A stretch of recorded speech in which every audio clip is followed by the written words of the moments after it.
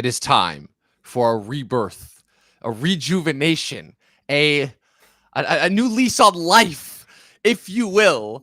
I feel like I'm already getting this off to a very hyperbolic start, but if there's any movie that deserves it, I think it's this. This is James Gunn's first official live-action theatrical kickoff for the new DC universe after the absolute disastrous ending that was the end of the previous DC extended universe 2 years ago. Real quick, before we get into this, do you remember that time, like post-COVID, when we were coming out, where it was just so clear that whatever the hell DC was, it was on its last legs? You remember the time when DC was like the laughing stock, where all that we would do was make fun of it for trying to play catch up with Marvel and failing miserably? And then we had the weird Snyder moment where everybody was obsessed, being like, oh my God, the Snyder Cut's coming out. Does this mean Snyder's coming? No, they just needed an extra boost for HBO Max. That's all that was. And then we have back-to-back five flops in a row. Black Adam, Shazam 2, The Flash, Blue Beetle, and Aquaman, The Lost Kingdom. You guys are probably wondering why I'm bringing up the mistakes of DC's past. And the reason why is because I have to emphasize just how fucking badly this studio needed James Gunn. They really did. You know, Suicide Squad and Peacemaker, and Creature Commandos, that was just our warm-up. That was just like Gunn's like, this is easy. You guys all know I can do this. I've already shown that I can do this multiple times over at Marvel. Now I'm taking the guy, the figurehead of DC, the one of the most important characters in pop culture, the one character that everybody has said, oh, they're never going to make a good Superman movie. Superman's so boring. He's invincible. He's such a Boy Scout. Who cares? Batman's so much more interesting. All these other guys are so much more interesting. And Gunn's like, nah, hold my beer, bitches. Y'all don't know. And here we are, Luke. When was this movie announced? Like 2 years ago, I think, was when it was announced. I think at the end of like 22, it was announced that Gunn was going to take over. Because it was like because it was right after Black Adam when we got Cavill back. Or we thought that we were getting Cavill back. Gunn was announced as the new head of DC with Peter Safran. But I don't think that he was announced to be directing the new Superman until 23. Like, it's even more laughable just how badly they fucked up by releasing any of those movies in 23. Because I think by the time that, like, Gunn had announced, he's like, yeah, I'm coming in, fresh, clean slate. Like, all those movies were people... I literally said this at the beginning of 2023. I'm like, wait, why are we watching any of these movies? If none of these movies are going to be relevant for what's coming next, why do we care, you know? And they would have been better off taking the tax write-off on all those movies. But that's the past. We're here to move on to a big, bright new future, you know, because we finally have James Gunn's Superman. And like I said, there was a lot riding on this movie. A lot. Warner Brothers desperately needs this to be a hit. You know, they needed this to be like, because this is serving, and this is not like what Iron Man was back in 2008 when that came out. And that was such a surprise. And then we're like, wait, we're getting more of these? Nah, this is like, no, we need this to be a hit because we need this to carry our franchise and our studio going forward. And yeah, this was good.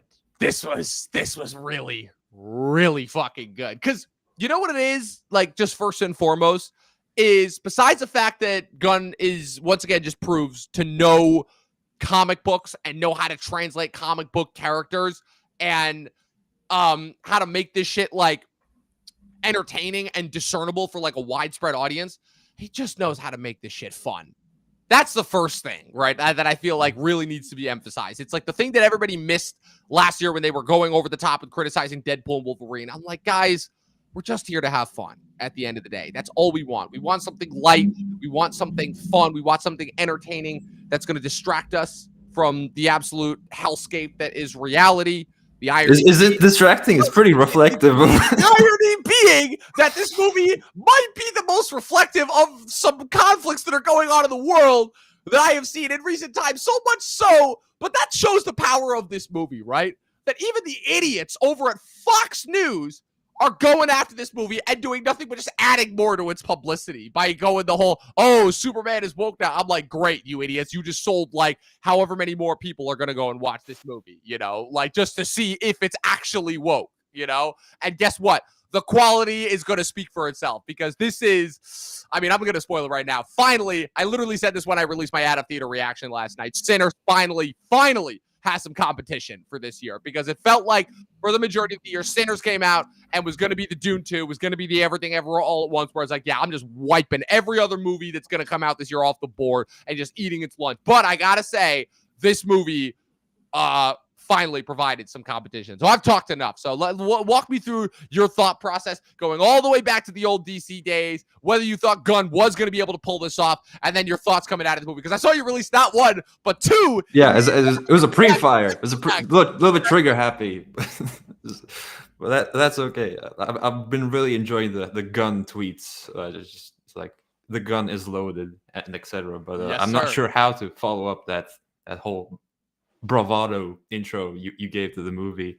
But yeah, obviously as a movie fan, as a comic book movie fan, I would want DC to always be like at the level of Marvel because they push each other, they make each other better in that sense. And I think the comic book movie industry is better when they're both thriving.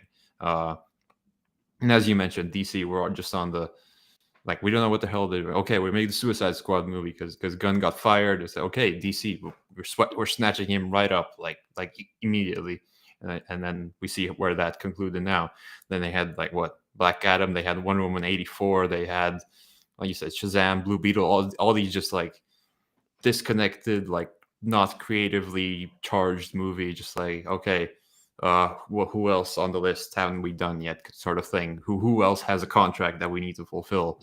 But then they realized, hey, we should probably like try and make something happen because Warner Brothers, they're losing money with like everything.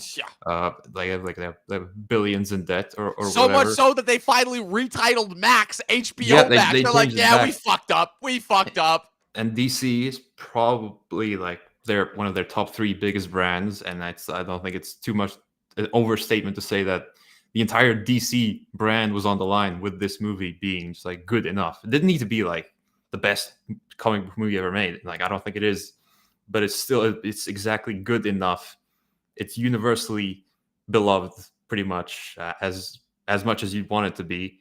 And like I had no worries about James Gunn because like he hasn't missed for me. Like the Guardians trilogy is like probably the best comic book movie trilogy for me. I rewatched them all this week. I rewatched Suicide Squad, and I look at those movies and all the strengths that are there are the strengths that are here. So I thought I trust James Gunn. He's done it before, and this is something relatively new because he's always done these scrappy, anti-heroes type situations. But take on Superman, I was like, okay, we need a good Superman. I'm not like a big Superman guy the way I'm a Spider-Man or Batman guy, but I would want there to be like a hopeful version of Superman that is present in the zeitgeist, if you will, and that's exactly what we got. Like he understands the character, and that's what you need to start with. You can't make compelling like action sequences without having to understand the character first. And the way he approaches the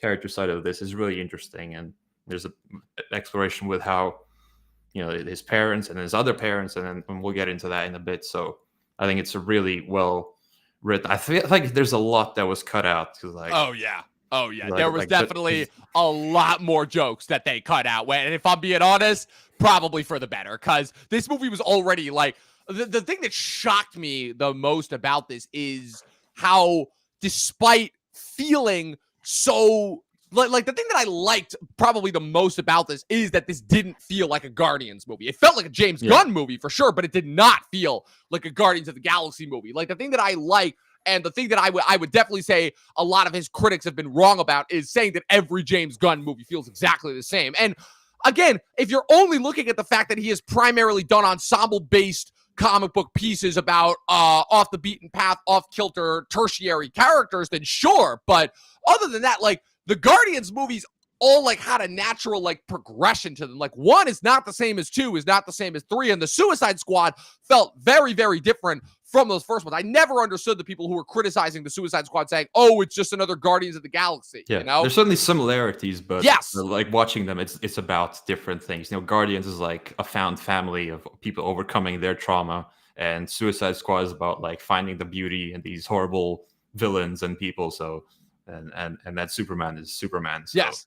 And that's the thing that was, and I'll admit that's something that worried me because I'm like, yeah, I know that Gunn has proven himself as like the signature comic book director of our time, but I'm like, is he going to be able to nail it with Superman? And the thing my big takeaway from this is the fact that he understands the essence of Superman, but also he's the first guy that is not, this is the first comic book movie that I think I've ever seen that's not afraid to be a comic book. And what I mean by that is you've been hearing a lot of criticism towards a lot of movies over the last couple of years. You yourself have even used this criticism towards certain movies of, oh, it feels like a Saturday morning cartoon.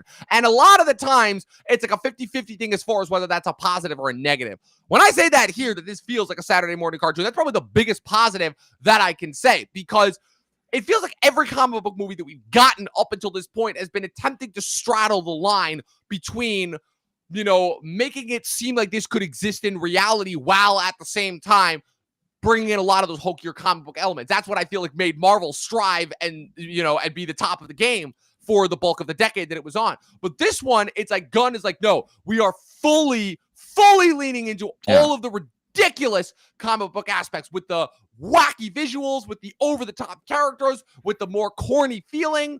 You know, your universe is fully established. Like it's not going to hold your hand. It's right. Like, they are boom, not trying like, to set you up for anything. All Like these characters are already Yep. here.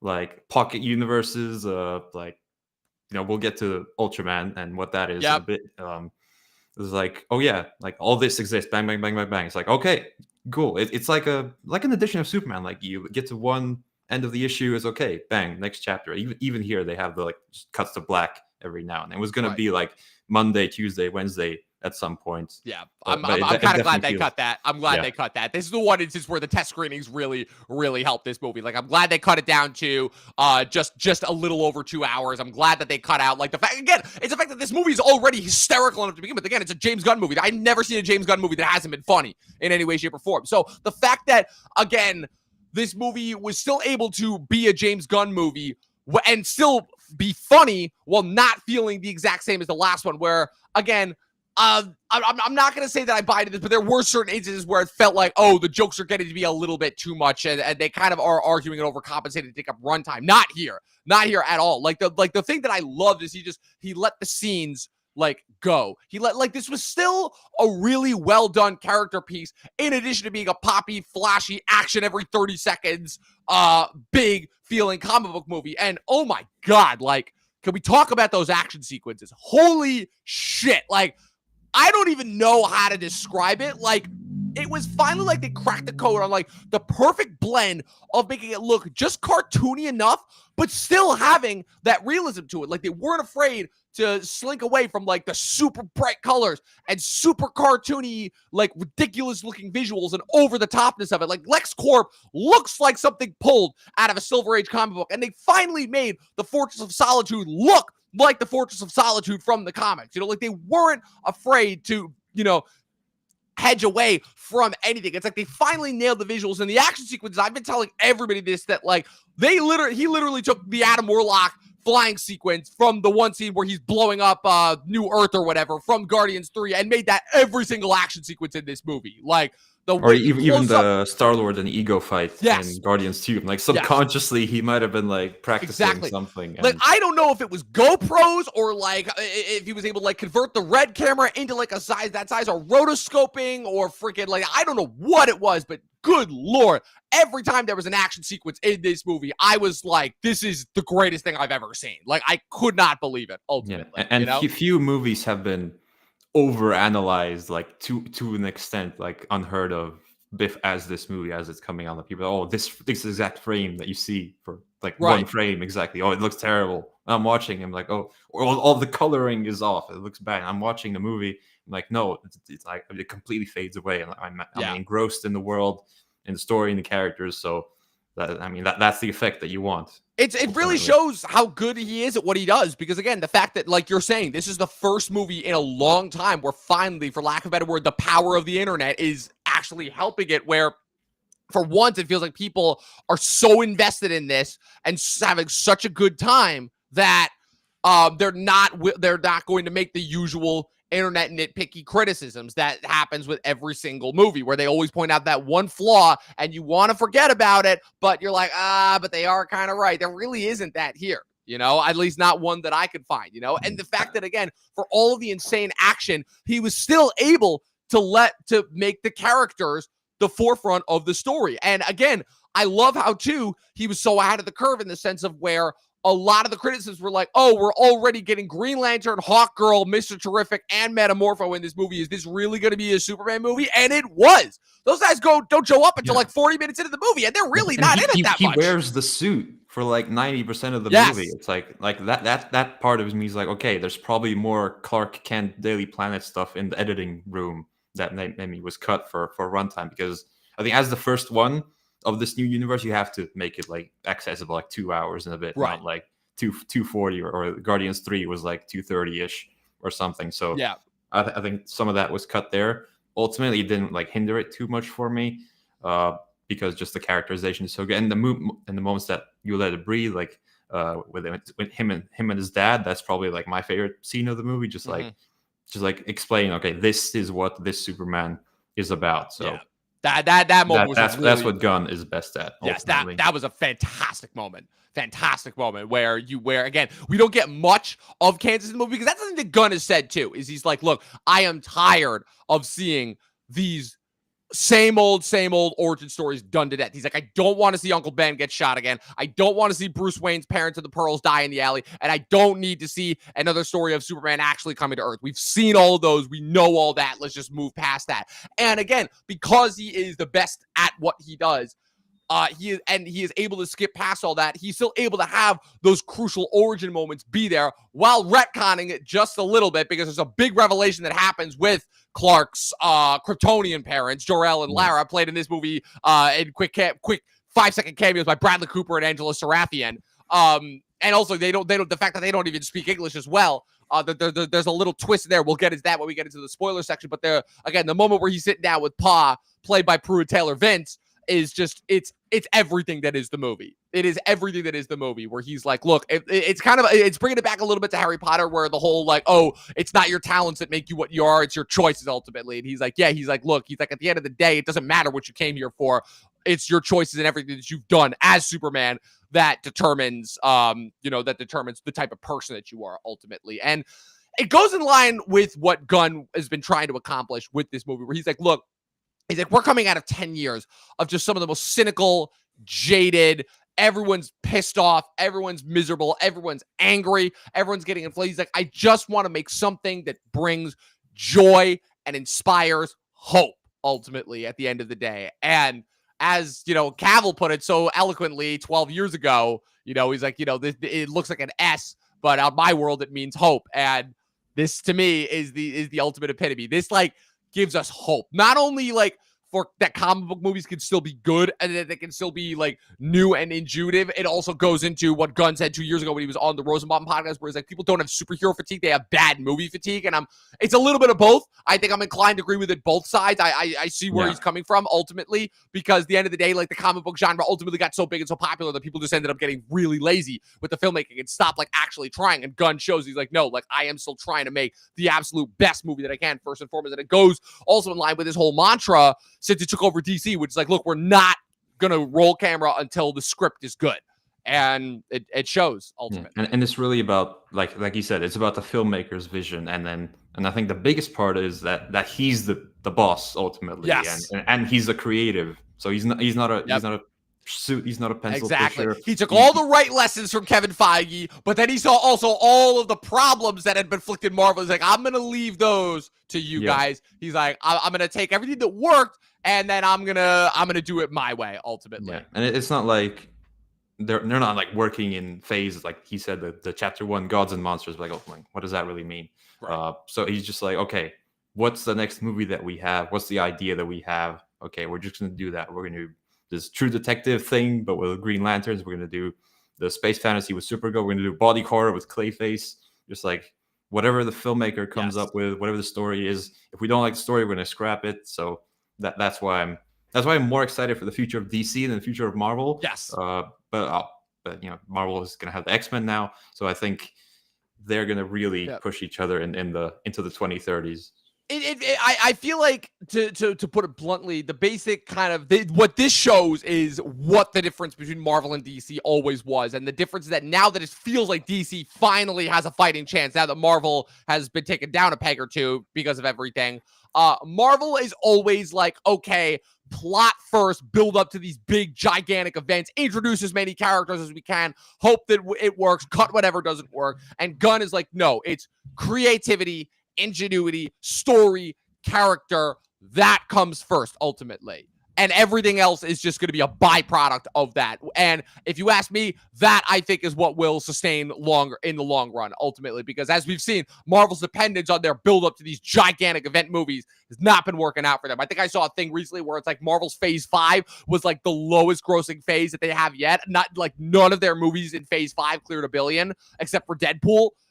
So like that was the only one. So yeah, that kind of shows as far as everything goes. Now, I want to talk about the cast with this movie first, because it's an eclectic cast. It's a different cast than I feel like we're used to. And it really starts with the three leads, where you have David Corenswet, who's a relative newcomer on the scene. I've seen him in a couple of things over the last couple of years, but in a weird way, and kind of how this ties into a little bit of the legacy of Superman as well. Rachel Brosnahan is Lois Lane, and Nicholas Hoult is Lex Luthor. So famously, obviously, Nicholas Hoult was in the running now, not only just for Superman, but for Batman as well. He auditioned a lot for Batman before Pattinson got it. He was between him and Corenswet down to it with Superman. Corenswet ultimately got it because he's a little bit more looser, and that kind of worked. And then Hoult gets cast as Lex Luthor.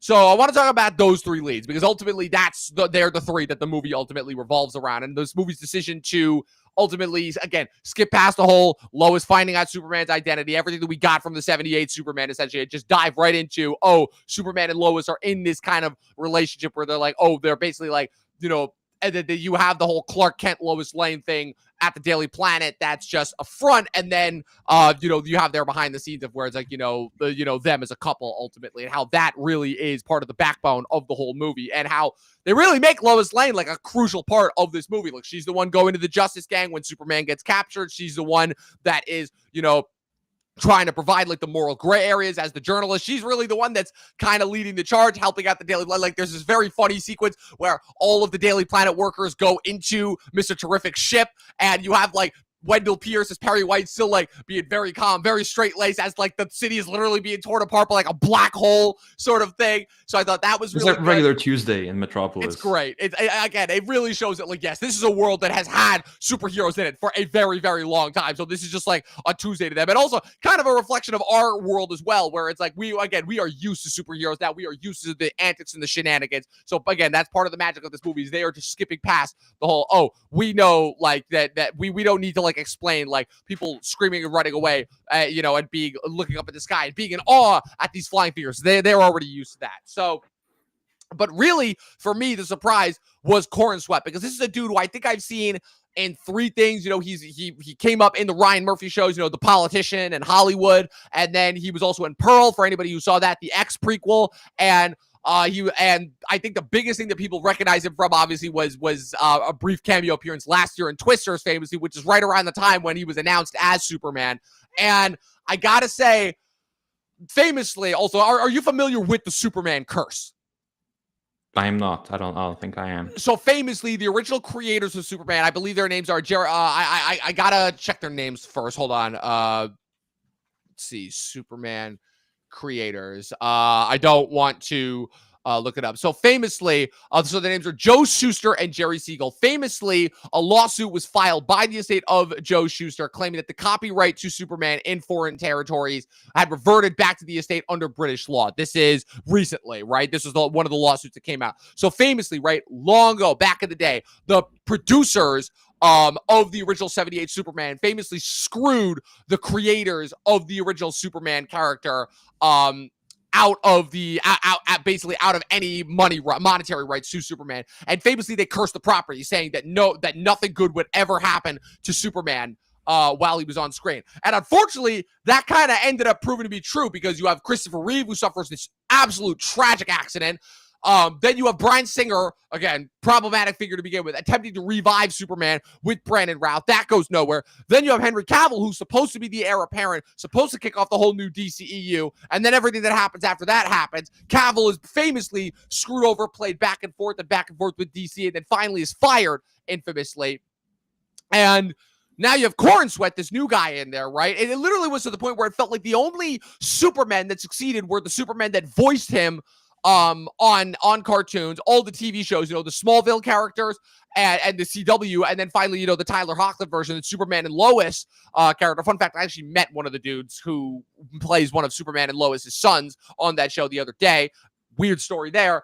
But it feels like now the Superman curse, after 100 years as well, has finally seemingly gone away, because it feels like good things are going to happen with this guy, Corenswet. This guy is here to stay. This guy is Superman. And the thing, too, is this is, I feel like, the first Superman where, again, I like Cavill, but Cavill was very, very stiff. He was very, very stiff with his presentation of Superman. The joke, again, like Snyder is all visuals. He's all visual and spectacle, right? And Gunn is about visuals as well. But Gunn is ultimately about visuals with purpose. And his purpose here is to make Superman light and fun, but also still having that pathos that we endear him to. Like, the thing is that, like, that he does such a good job with, and the reason why I pointed out the action sequence as well is because he is all about making Superman still feel human. He's like, look, just because he is this invincible alien does not mean that he is still human. And it's all summed up in that speech that he gives to Luthor at the end, which, again, feels torn right out of the Saturday morning cartoon. He's like, look,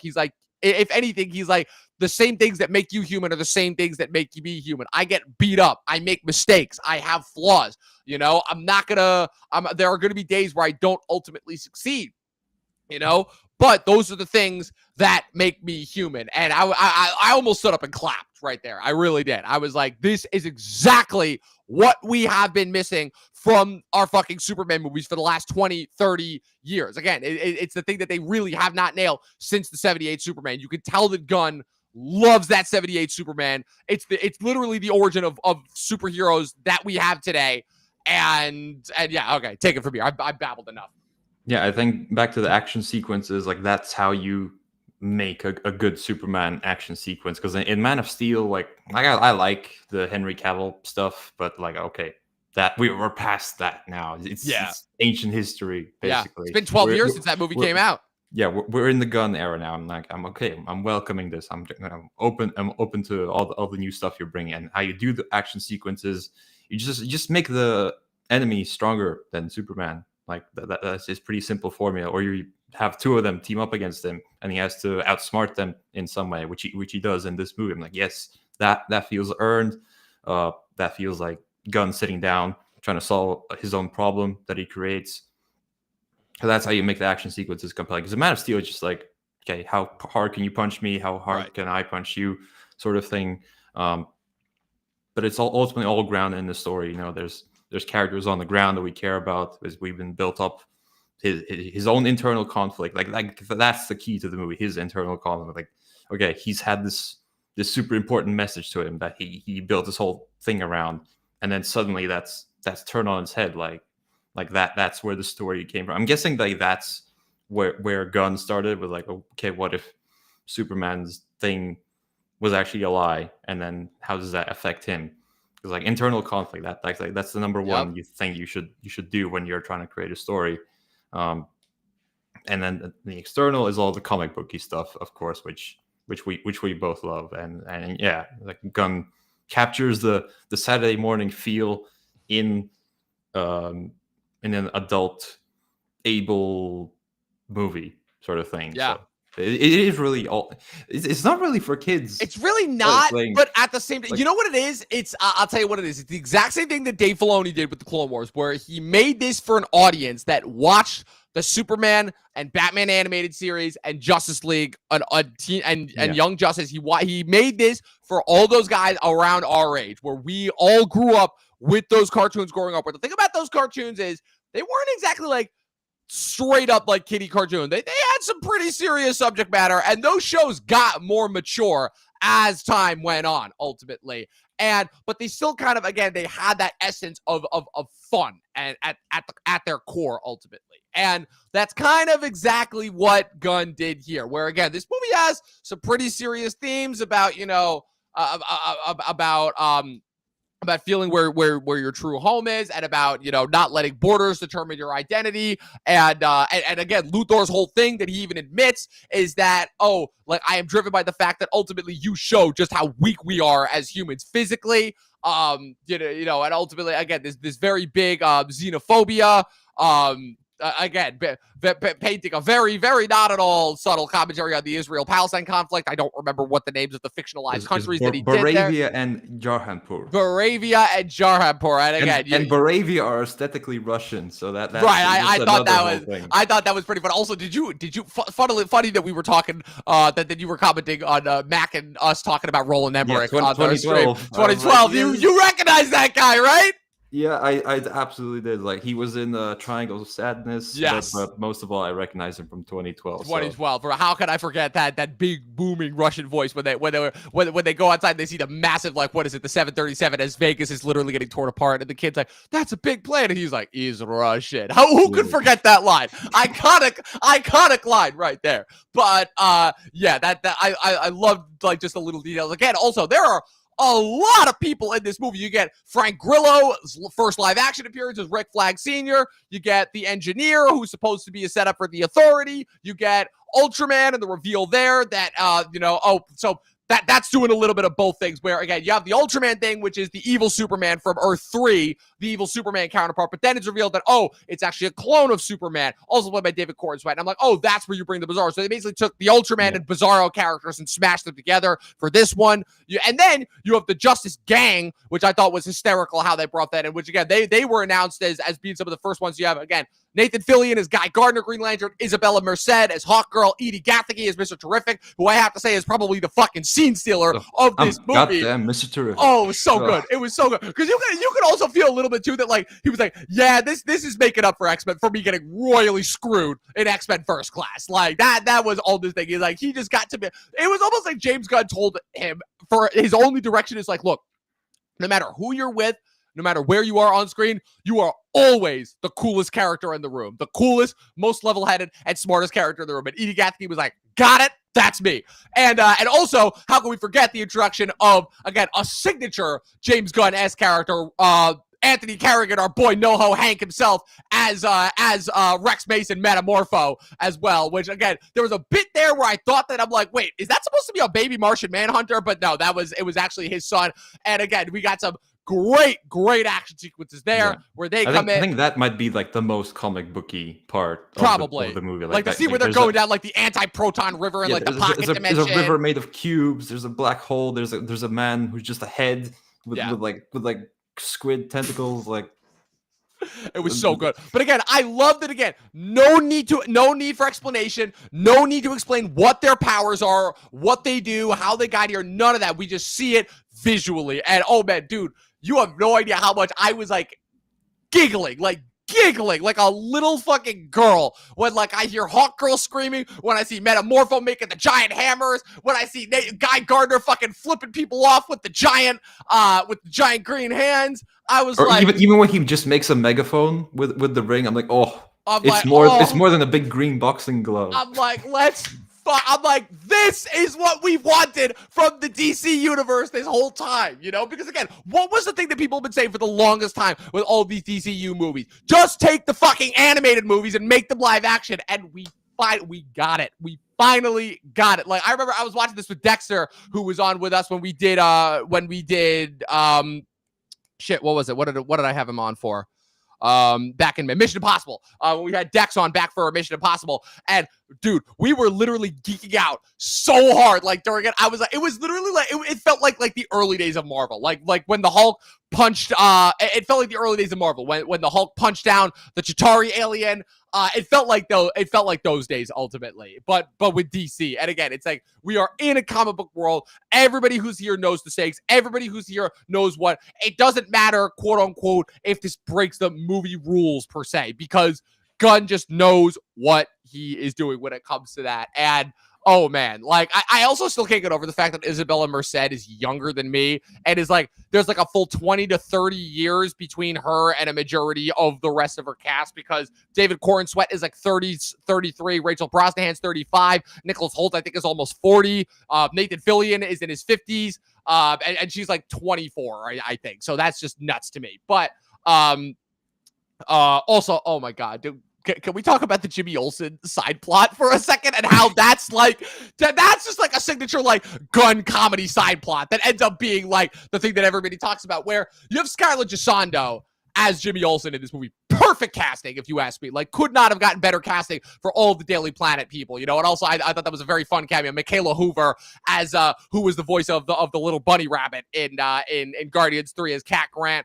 Beck Bennett in there as well. So like that's like the one where it's like that's probably the most comic booky-esque, if you will. But how they make a side plot of where literally every single female who is not Lois Lane wants to fuck Jimmy Olsen. Like, and it's a thing of where like he doesn't even get it, which at first I was like, okay, but like it kind of works because Scarlett Gisondo's not like, you can tell that Scarlett Gisondo's the dude where it's like, okay, like he is very, very good looking, but he's not like the most conventionally like he's attractive. not your typical like, right. You can Jacob Elordi type kind of exactly. Like he's not like dark and brooding and tall. So that kind of makes it funny where literally every single female, literally who is not Lois Lane wants to fuck him, and where you introduce the fact that Luther's girlfriend, Eve Tessmacher, portrayed by Sarah Sampaio in the movie, is revealed that like she is infatuated with Jimmy Olsen, like infatuated, but he's kind of just using her to get more inside dirt on Lex, and it's just and he's like reluctantly agreeing to go out with her. It's like my theater really enjoyed those sequences. Like when he's on the phone, he's like, it's so good. Yeah, it's so good. Like it's actually like really funny. Like I like that's the signature Gunn humor that's in there, but it works. And again, the fact that like I don't think that it could have been like anything else. And also there was one action sequence too where I'm like where Superman was not involved at all, but that scene where Mr. Terrific and Lois show up at Lex's like base camp. Yeah. And he's just like, I need to know what song was playing there. And he just puts the shield around Lois and just demolishes everybody. Like that was just a classic Gunn. Like that was to me. Gunn needs his one needle drop. He needs his one needle drop. Where to me, it's like, okay, if every like flying action sequence was the Adam Warlock sequence, that sequence of Mr. Terrific was the Guardians mowing through the hallway sequence from Guardians 3. Like that was like, I'm like, that was really, really awesome. It's just the moments where like I haven't geeked out this much over like action sequences in a very, very long time. Like I love like the Mission Impossible movies, right? It's like the thing about those sequences is that is we geek out about how practical they are, and is Tom Cruise gonna die in this sequence? And like that's what we love about those. This one, it's like, no, this is just comic book CGI over the top fun, but it's done so well that it doesn't feel like just CGI vomited onto the screen. And this is what happens when you wrap your movie a year before it's supposed to release. Right, not whereas Marvel, they start shooting a year before it's supposed to release. But I've heard like really good things about how Fantastic Four looks. So we'll see. I mean, Fantastic Four does look good, so I'm hoping that that'll help. But yeah, like it really shows the difference of again one creative mind, one creative vision. Adequate prep time. Everyone always wonders, like, why is Nolan the GOAT? Because he starts shooting early, he delivers on time and early, he keeps things under budget, and he always wraps ahead of schedule. It's that simple. It's that fucking I saw the Odyssey trailer again before this. Me too. Does anyone have a story? Does anybody have a story of Odysseus? Anybody heard of that? You can literally see Nolan off camera being like, reel it in, Bertel, reel it in. And I did pick up on the shot of them entering the cave, and I'm like, ooh, is this the Cyclops cave? What are we gonna see here? But yeah, so oh man, I'm trying to think of what else we could talk about as well. Holt a bit because I thought we didn't get a chance to talk about Holt. He's like the ultimate hater. Yes, like he's created 2,500 fight moves to fight him. You Also say his another whole gun. shtick at the end. Yes, another goes- Gunnism as well, where you have like all of his like little people all of his little minions at the computer desk, and Yeah. I'm like, oh, that's the Sovereign from Guardians 2 right there. That's what that is. But for me, it's like, so one of my friends who had seen the movie basically probably had the best description of him, where he's a combination of Spacey and Eisenberg's Luthor's, and I'm like, I see that. Yeah, I kind of see that, but he's also doing so much more. You can clearly see that he's doing a little bit of the Andrew Tate thing as well. He's doing a lot. He's basically the embodiment of, like, you can tell, like, every toxic masculine figure over the last couple of years. But again, like, there's like a bit of Cruise in there, just very, like very much so. He's very suave. He's very biting, but he's also like very, very stiff. But he's also like very sarcastic. Like the scene when Superman bursts into his office and they're like staring at each other like face to face was awesome. Like, oh man, like Holt has been that's the relationship I want to see between these two. That's the power of recurring comic book movie villains, like Kingpin and Daredevil. Like Kingpin keeps coming back, but it works because they're both so good. And I hope that like Luthor is definitely going to come back at some point. I'm sure, whether that's going to be in the Superman sequel or the Justice League movie. We can speculate on that at the end. And then they very loudly say when he gets arrested at the end, they're like, get his bald ass to Bel Rev or something like that. And I just thought, I'm like, oh boy. I'm like Luthor's Injustice Gang potentially coming up. But yeah, I just need to highlight the run that Nicholas Hoult has been on really since I feel like emerged into our lives.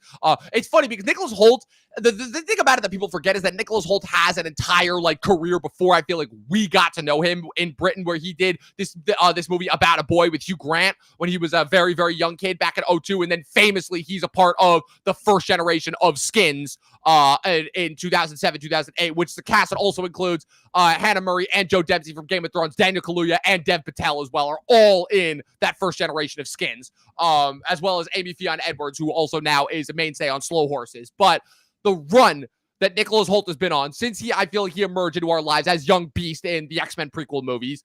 Let's see. And I'm not counting I'm not counting a couple of the like I said, a couple of stumbles and falls, but Mad Max Fury Road 2015, The Favorite 2018, little bit of a stumble and fall with Renfield in 2023, but still very, very good, very entertaining in that. Then then The Menu in 2022. Then in 2024, he has Juror Number 2, Clint Eastwood's supposed final movie, which he is fantastic in. The Order, which is an excellent, excellent movie. It's like a modern-day rendition of Heat with Jude Law as the cop and Nicholas Hoult as this horrifyingly psychotic white supremacist leader, and Nosferatu, and now he's Lex Luthor in this. Like, the run that this guy has been on throughout the last like decade and a half has to be studied. And he is really proving to be one of the best actors, one of the best talents that we have right now.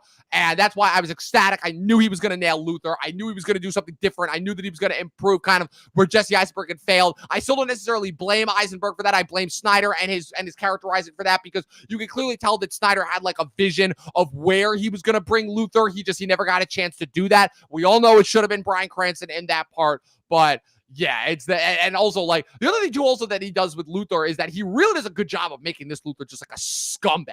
Like, he kidnaps his dog. He has no redemptive qualities. Just no redemptive qualities. He executes a guy just like on the spot. That's where like, oh.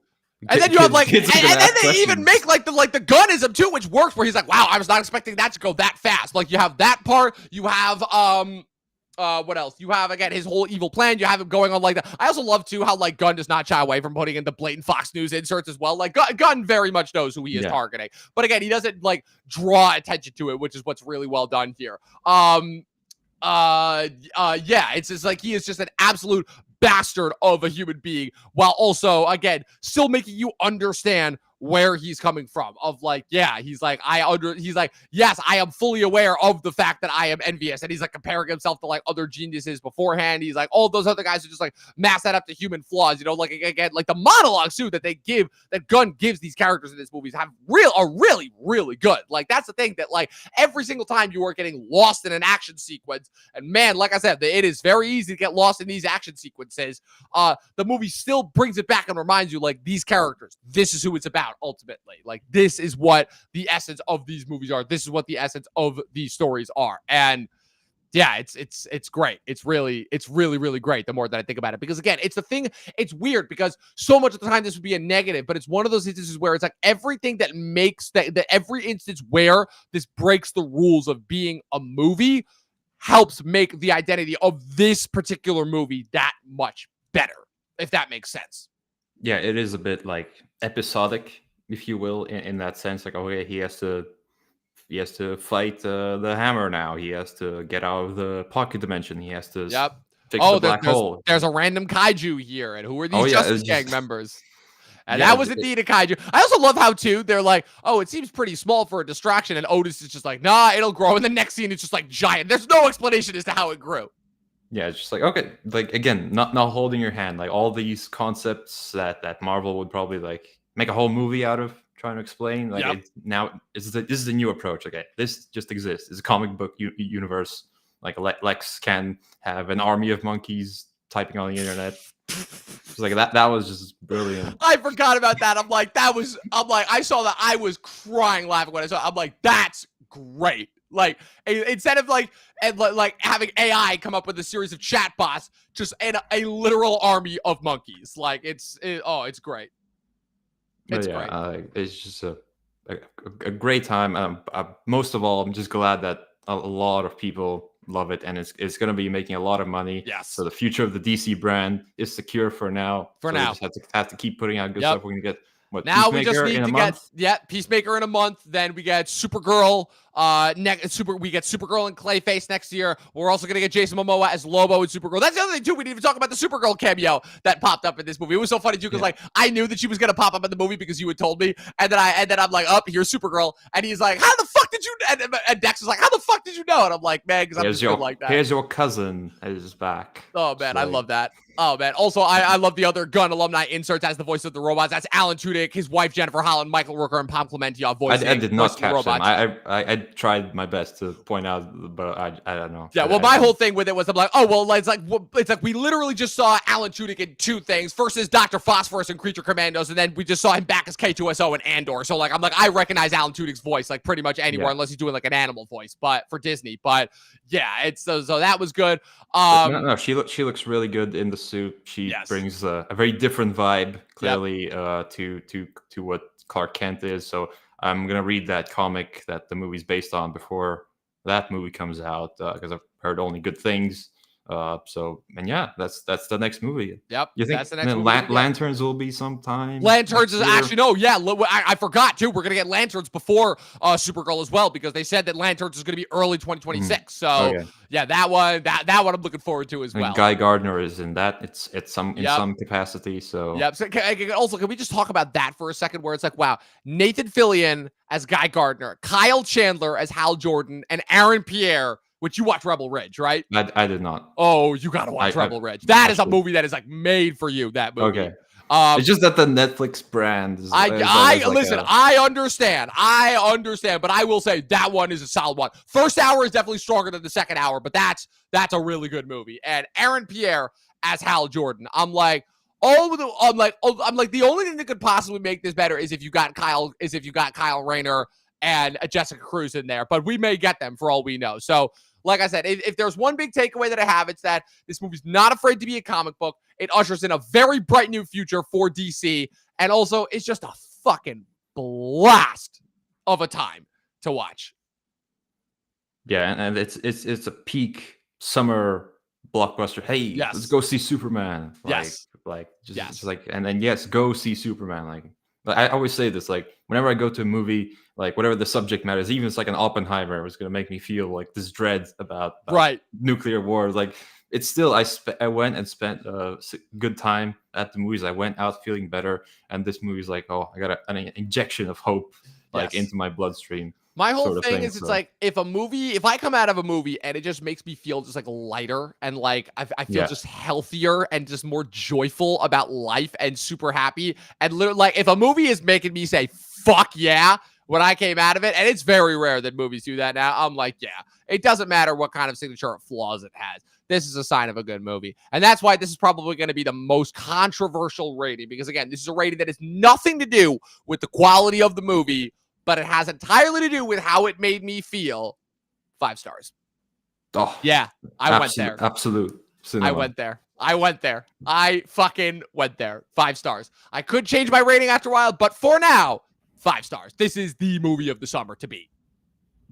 I'm currently at a very high 4 stars because And I I don't think understand why. I don't think it quite reaches the Guardians levels, but I think Right. I've just sat with those movies for like a decade now. Right. That's the difference, too, is you've been able to spend a decade with the Guardians Yeah. versus this. Like, the fact that this hit so hard and we literally just saw it, too. Like, that's the thing, too, also. We're doing this review on a Friday morning. Granted, that's partially because of my schedule, because The I'm leaving movie's for vacation technically tonight. out today. The movie is literally, like, just fresh out in theaters. But that shows how much of a winner we have on our hands. Yeah, and then bring on the rest of the DCU. Yep. Bring it on. Like, I'm ready for green Lanterns. light. Yep. Go. Green light. I'm ready for Lanterns. I'm ready for Supergirl. I'm ready for Clayface. I'm ready for I'm ready for the Batman Part 2 if he chooses to make that the signature Batman of the universe, which he very well still may. I'm ready for everything that comes forward, and I'm still hoping that your prediction of a James Gunn directed Justice League by 2029 ends up coming through. Because I think he'll direct something else, and then yeah, I don't know if it'll be Superman 2. What do we think it's gonna be? Yeah, I was gonna ask. I don't think it's gonna be Superman 2 either. So what do we think it's gonna be that he's gonna direct next? I don't think he's gonna take Wonder Woman. I think he definitely won't do Wonder Woman. That's not gonna be it. Flash, maybe? Flash.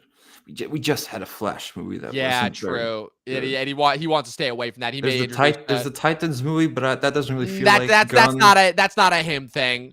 He might do a wacky one again. Yeah, which I'd be down for. Like if he did like what if he did no, I got it. Plastic Man. He's gonna do Plastic Man. Or maybe like Plastic Man and someone. Right, Plastic like the many adventures of Plastic Man and Big Bar, something goofy. He's gonna do something goofy next. He's like, all right. He's like, but I'm sure he will do the Justice League one. That's like, yeah, he has like to. If they're slowly building to something like that. I mean, come on. I mean, if the version that we got in this movie is the Justice Society, then when we get to the Justice, I'm like, he has to. There's nobody else that can do it. Yeah. And people are already speculating on what the Superman sequel would be. Like, people think like Brainiac is like it has to be Brainiac. Being set up. It has to be Brainiac.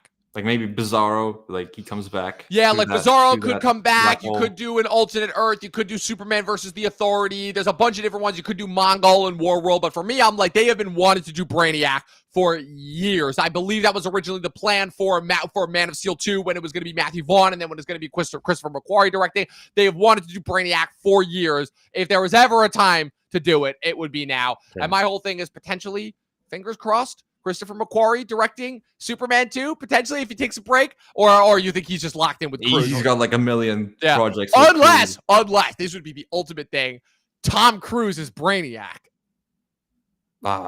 Cruise doing a villain in a comic book movie. I think we missed the Cruise Green Lantern train many years ago. We did. Yeah, that would have been like a late 2000s. Like that would have been perfect in like the late 2000s when he was like still trying to figure out what it is he wanted to do, like in between Mission Impossible movies. But yeah. All right, so with that being said, that's Superman. I think we did pretty good also as far as like not like getting too spoilery. I feel like again, it's just like we just talked about the movie as well. Right, that's the thing. Like this isn't like a spoiler-filled movie. Like it's not like an Endgame where you go in knowing nothing. Exactly. Just go in, have a good time. Exactly. Like I feel like everything that would be to spoil is pretty much we got in the trailer. Like there's not much that was left to the imagination. It's just the trailers were done in such a way that it really left you like with a lot to be desired. So yeah, with that being said, Luke, that's it. We won't see each other for a little bit of time. The next time we will be reconvening will be Monday the 21st. I'm going on vacation tonight, so I will be on radio silence for a little bit then. So we will be reconvening on Monday the 21st to do 3 minutes, and then Kristen and I will be reviewing Eddington. And then the following Monday, the 28th, when I get back from... when I get back from my wedding is when we will be doing Fantastic Four, and then we'll be heading into August where we'll be kicking off Lost Season 3, and we will be doing getting our summer wrap up as we get into the fall movie season. So with that being said, Luke, where can the good people follow you on the interwebs? You can follow me at Luke Reviews on YouTube. But obviously I'm mostly here nowadays, but we have a great time on here. But now we are past Superman. We are in the Fantastic Four era. We're at the Fantastic Very Four much now. Looking forward to that. Lots of press events being done there because they need to answer. Yeah, back they now. really need. Yeah, after seeing, like I said, it was between Superman and Fantastic Four. Superman came in, and because this is the other thing first too is like I feel like again, Marvel already kind of had like, its build up, right? Where Brave New World, massive flop, Thunderbolts, won back the audience, but didn't make as much money as it needed to. So and now that Superman is as big of a hit as it is, they're like, okay, they need Fantastic Four to be their hit. Luckily, you can clearly tell that like all of Feige's attention has been on making Fantastic Four as good as humanly possible, and so I'm hoping that we'll have a hit on our hands. They have a year-long gap until Spider-Man. Exactly. They haven't even started shooting either. Yep, exactly. So will Superman Fantastic Four be the Barbenheimer of this year? I know they're not opening on the same day. So what would we call that? Super 4, essentially? I think calling it Super Fantastic. Super Fantastic. That's right. That makes sense. I mean, they did the smart thing because they didn't do what Tom Cruise screwed up with 2 years ago when he opened Dead Reckoning a week before Barbenheimer, is that they have a 2-week gap in between Superman and Fantastic Four. So they at least have some time in order to let the Superman phase matriculate out before Fantastic Four can come in and really make its effort. And then it'll be those two competing neck and neck for the rest of August into the early fall. So you guys can follow me with everything going on at Movie Nerd Reviews across all platforms, at Official Talkin TV Podcast across all platforms. Also, It's Always Sunny in Philadelphia. Season 17 is back, so I will be doing something related to that. I'll also stay tuned for the end of August. I have a couple of fun movie ideas as well, fun bonus ideas as well for the channel. Keep coming back for more Lost recaps, for more movie recaps. We're always putting out new stuff. As long as there are movies made, we will be making stuff. And as always, people, 12 seasons and a short film, and watch more fucking movies. Watch Superman. Watch Superman. But I think you're going to anyways. We'll see you guys next time.